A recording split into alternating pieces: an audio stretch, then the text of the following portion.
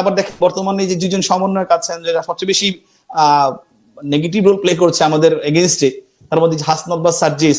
এখানে সার্জিস ও ছাত্রলীগ করতো সরাসরি, ওর বাবা কিন্তু একটা রানিং ওয়ার্ড আওয়ামী লীগের সভাপতি এবং উপজেলা আওয়ামী লীগের ভাইস প্রেসিডেন্ট।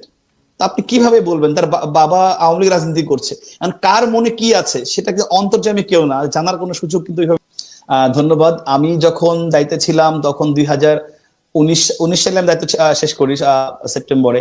তো ওই সময় হাসনাত বা সার্জিস ওরা হচ্ছে সম্ভবত সেকেন্ড ইয়ারে উঠেছে আর কি, মানে ফার্স্ট ইয়ার শেষ করে সেকেন্ড ইয়ারে আসছে। তো একটা এরকম একটা জুনিয়র ছেলেকে চেনার বা জানার কোনো কারণ, সঙ্গত কারণও নেই আমাদের জায়গা থেকে। এবং এখানে শুধু হাসনাত সার্জিস না, আমি সার্জিসকে চিনতাম না কোনো, ওর সাথে আমি পরবর্তীতে এই রিসেন্ট সময় একটা সেলফি দেখেছি। ওকে আমি আসলে চিন্তা না, ওর বাড়ি যেতে পঞ্চগড়, ঢাকা বিশ্ববিদ্যালয়ের ছাত্রলীগ সাধারণ সম্পাদক ছিলেন তখন সাদ্দাম ডাক্তার জিএস। তার এলাকার পাশে পাশে বাড়ি হওয়ার কারণে তার সাথে রাজনীতি করতো। এবং সাদ্দামেরও দোষ দিব না, কারণ সার্জিসের বাবা আওয়ামী লীগ পরিবার থেকে বা সরাসরি আওয়ামী লীগ করা লোক, তাকে সাইড দেওয়া এবং ও আপনার ডিবেট করতো, ভালো ডিবেটিং এর ইয়ে ছিল, 21শে হলের ডিবেট ক্লাব সভাপতি ছিল। সুতরাং ওকে সুযোগ দেওয়াটা এটা খুব যৌক্তিক কারণে দিয়েছে। কিন্তু পরবর্তীতে যদি এক ধরনের বলবো যে বেইমানি করে ছাত্রলীগের সাথে। আর হাসনাতের কথা বলেন, হাসনাতকে আমি চিনতাম না। ওর যখন একটা আপনার যারা ঢাকা বিশ্ববিদ্যালয় দীর্ঘদিন যাবত যে একটা প্রবলেম ছিল যে রেজিস্টার বিল্ডিং এর যে হয়রানিটা দীর্ঘসূত্রিতা হয়, সেটা নিয়ে অনেক দিন ধরে কথা হচ্ছিল। তো ও যখন এই ইস্যুটা নিয়ে আপনার আমরণ অনশনে বসে রেজিস্টার বিল্ডিং এর সামনে, তখন একজন সাধারণ শিক্ষার্থী হিসেবে আমি ওকে, যে ঢাকা বিশ্ববিদ্যালয়ের শিক্ষার্থী এইভাবে বসছে একটা যৌক্তিক দাবি নিয়ে, আমি সেই দাবির প্রতি সহমর্ম জানিয়ে সেখানে গিয়ে সংহত জানিয়েছি। আরো অনেকে জানিয়েছে, আমি জানিয়েছিলাম। যেহেতু ডাকসুর জিএস হিসেবে ঢাকা বিশ্বের শিক্ষার্থী আমাকে ভোট দিয়ে নির্বাচিত করেছে, তাদের কেউ একজন, যে কেউ, সে যে দলের বা মতের হোক, সে একজন যদি যৌক্তিক কথা বলে, দাবি জানায়, তার পাশে থাকা আমার দায়িত্ব। এবং এই জায়গাটা আমি একটু অ্যাড করতে চাই।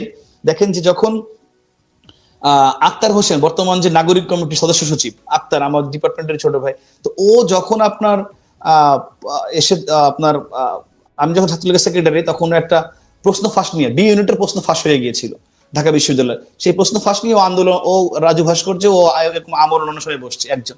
তো তখন কিন্তু আমি প্রথম গিয়ে সংহত জানিয়েছিলাম যে যেহেতু তখন আক্তার কে বা পরিচয় কে আমি জানি না, দেখা যাচ্ছে একটা শিক্ষার্থী একটা যৌক্তিক কথা বলেছে, একটা আন্দোলন করেছে, যেটা বঙ্গবন্ধুর আদর্শ, যে একজন হলেও সে যদি ন্যায্য কথা বলে, ন্যায্য পক্ষে থাকে, তার পক্ষে থাকো। তো আমি সবসময় সেই চেষ্টাটা করেছি। আমি কোনো ব্যক্তি দেখি নাই, দেখেছি তার কাজটা কি, তার উদ্দেশ্যটা কি। সে যখন বলেছে আমি বলেছি এটা হতো, এবং আমি বলার কারণে ওই সময় ওর পাশে বসেই আমি কিন্তু প্রক্টর স্যারকে ফোন দিয়েছিলাম যে স্যার এটাকে মানতে হবে, এটা যৌক্তিক, পরীক্ষা আবার হতে হবে। এবং আমাদের ছাত্রলীগের পরবর্তী সাদ্দামও সংহত জানিয়েছে, এবং আমার এবং সাদ্দামের চেষ্টায় কিন্তু ওই সময় ওই পরীক্ষাটা আবার হয়েছিল, দাবিটা মেনে নিয়েছিল। তো এরপরে আপনার দেখেন যে আরেকটা সমন্বয়ের সঙ্গে কাজ করেছে মহিউদ্দিন রহমানের একটা ছেলে। তো ও যখন আপনার এই যে রেলের দুর্নীতি নিয়ে কথা বললো, তখন তো ওর ব্যক্তি পরিচয় কি জানতাম না, ও একজন সাধারণ শিক্ষার্থী। আমি কিন্তু সেখানে গিয়ে এবং পরবর্তী ব্যারিস্টার সুমন ভাই জানেন, আমরা গিয়ে কিন্তু সংহত জানিয়েছি এবং পক্ষে দাঁড়িয়েছে যে 6 দিন বা 7 দিন একটা ছেলে দাঁড়িয়ে আছে।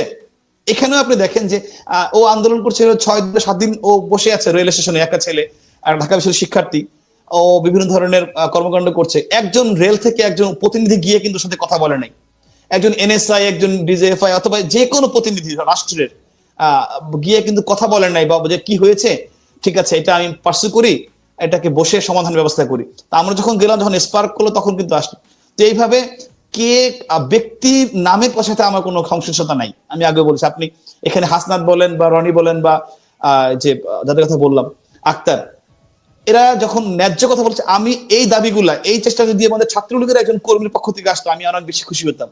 যে ছাত্রলীগের, কারণ গভর্নমেন্টে থাকলে, গভর্নমেন্টের সঙ্গে সংশ্লিষ্ট আছে, তাদের তো উচিত যে কোথায় কোথায় কি অসঙ্গতি, কি সমস্যা, সেগুলো নিয়ে কথা বলে, সেটা আওয়াজ তৈরি, সেজন্য দাবি জানাই। তো ওরা এগুলাকে নিয়েছে একটা এজেন্ডা হিসেবে, এবং সেই এজেন্ডা দিয়ে ওরা লাইমলাইটে আসছে। এখন অনেকে অভিযোগ করছে যে এই যে তাদেরকে তাদের রাজনৈতিক পরিচয় বা রাজনৈতিক উদ্দেশ্য আছে কিনা এরকম একটি চিন্তা ভাবনা, খোঁজ খবর না নিয়ে তাদের পক্ষে দাঁড়িয়ে তাদেরকে আলোচনার লাইমলাইটে নিয়ে এসে পক্ষান্তরে সরকারের বিরুদ্ধে যে ষড়যন্ত্র সেটিকেই সফল হতে আপনারা সহযোগিতা করেছেন, এরকম একটি আলাপ কিন্তু আওয়ামী লীগের বিভিন্ন জন, এই আলাপটা কিন্তু ধোপে টিকবে না। আপনাকে এখানে ন্যায্য এবং অন্যায্য দুটো দিকে যেতে হবে। কারণ আপনি আপনি আপনি আপনি আওয়ামী লীগ করেন কি বঙ্গবন্ধুর আদর্শতে করবেন নাকি? তো বঙ্গবন্ধুর আদর্শ আপনার কি শিখিয়েছে? আমাকে তো সেটা দেখতে হবে, আমাকে রুটটা, যে আপনি যদি শুরুতেই এরকম ভাবে এই ন্যায্য দাবিগুলো মেনে নিতেন তাহলে তো আজকে এই দিনটা আসতো না। আপনি তো দায়িত্বশীল জায়গা থেকে সেটি সরকার বা দলের উচ্চ পর্যায়ে জানাতে পারতেন। অবভিয়াসলি যখন এগুলো হয়েছে আমি তো এগুলো জানিয়েছি বলে তো সমাধান হয়েছে। আপনার কি মানে এই যে আপনার প্রশ্ন ফাঁস হলো, আমি ভিসি স্যারকে প্রফেসরকে জানালাম। আপনার যখন রেলের আন্দোলন হলো আমি ডিজি কে জানিয়েছি, মন্ত্রী মহোদয়কে জানিয়েছি, তারা বসতে সমাধানের জন্য চেষ্টা করেছে, কমিটি করেছে। তারপরে আপনার যখন এই যে হাসনাত বসলো তখন আমি আমাদের ভাইস চ্যান্সেলর স্যারকে জানিয়েছি, স্যার সঙ্গে সঙ্গে দাবি মেনে নিয়েছে। তো এগুলো তো আমরাই করেছি, এগুলো তো এমন না যে ওদের আন্দোলনের কারণে হয়েছে। এবং বরঞ্চ আপনি বলতে পারেন যে এই আন্দোলনগুলো যদি আমরা অ্যাড্রেস না করতাম, না যেতাম, আমি না যেতাম, এগুলো আরো বড় হতো, একজনের জায়গায় 10 জন আসতো, এবং এই যে কোটাটা হলো এরকম একটা স্পার্ক তখন হতে পারতো। সুতরাং আপনি বলতে পারেন যে আমি এই আন্দোলন থামিয়ে দিয়েছি, তখন গভর্নমেন্টকে আর বেগ পোহাতে হয়নি। আপনি যখন ওই যে বললাম নিরপেক্ষ আন্দোলন হলো, আমি শুরুতে থামিয়ে দিয়েছি বলে গভর্নমেন্টকে এই ব্রেকটা পেতে হয়নি।